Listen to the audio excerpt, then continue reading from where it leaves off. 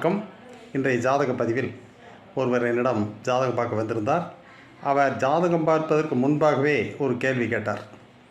ஐயா, நான் அனாதை விடுதிகளுக்கு தான தர்மம் செய்தால், முதியோர் இல்லத்தில் ஏதாவது ஒரு தான தர்மம் செய்தால் அல்லது ஒரு அன்னதானம் செய்தால் நான் வாழ்க்கையில் முன்னேற முடியுமா என்று ஒரு வார்த்தை கேட்டார். இது ஜாதகத்துக்கு சற்றும் ஒரு ஒவ்வாத கேள்வி.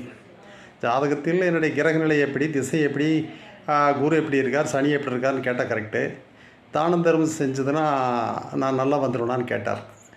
அதற்கும் தான தர்மம் செய்யறதுக்கும் ஜாதகத்தில் முன்னேறதுக்கு எந்த விதமான வாய்ப்புகள் இல்லை. கடவுளை கும்பிட்டா கூட முன்னேறதுக்கு வாய்ப்பு இருக்குது.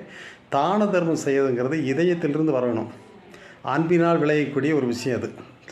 முதியோர் இல்லத்திலேயாவட்டு கருணையோடு ஒருத்தரை நீங்கள் ஆதரிக்கிறதும், அனாதை குழந்தைகளை பார்த்தா தன் குழந்தை மாதிரி அவங்களுக்கு ஒரு உதவி செய்கிறதும் அது அன்பின் வெளிப்பாடு. அது எந்த விதமான நான் இதை செஞ்சால் அது நடக்குங்கிறதுக்கு வாய்ப்பே இல்லை. அது நீங்கள் எந்த பிரதிபலனும் இல்லாத, எந்த விதமான நிபந்தனை இல்லாமல் ஒரு அன்பு செலுத்தணும். அதுக்கு ஒரு தனி இதயம் வேணும். ஆனால் ஜாதகத்தில் அந்த மாதிரி ஒரு அமைப்பு இருக்குதாங்கிறத கண்டுபிடிக்கலாம்.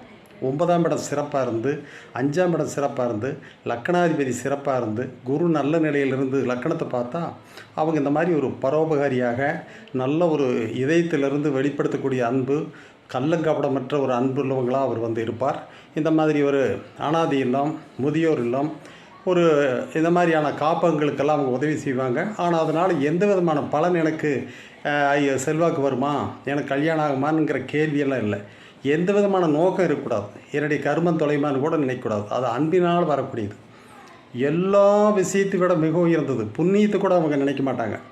புண்ணியம் எனக்கு கிடைக்குமா அதெல்லாம் செஞ்சா அப்படின்னு கூட நினைக்க மாட்டாங்க. அது ஒரு அன்பின் வெளிப்பாடு. அது ஜாதகத்தில் அந்த அமைப்பு இருக்கான்னு வேணால் நான் கண்டுபிடிச்சி சொல்ல முடியுமே தவிர, இது செய்கிறதுனால எனக்கு இது நடக்குமான்னு கேட்கவே கூடாது. அது வேற ஒரு விஷயம்.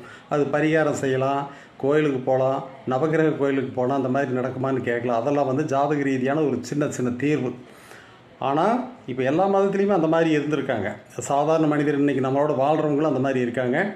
இப்போ அன்னை தெரசா இருக்காங்க. அவங்க கிறிஸ்டின் மதத்தை தழுவினாலுமே கூட சொல்ல முடியாத ஒரு அன்பினுடைய வெளிப்பாடு. ஒரு தொழுநோயாளிகளை எல்லாம் தொட்டு அவங்க சுத்தம் செஞ்சு அவங்களுக்கு சுகமான மரணத்தை 2000 பேர்த்துக்கு நான் கொடுத்துருக்கேன்னு சொல்லியிருக்காங்க.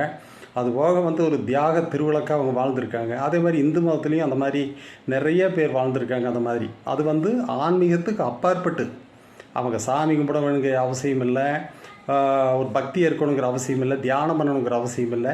அது இதயத்தில் இருக்கக்கூடிய சிறு குழந்தை மாதிரி அன்பை வெளிப்படுத்தக்கூடிய ஒரு சக்தி. அது ஜாதகத்தை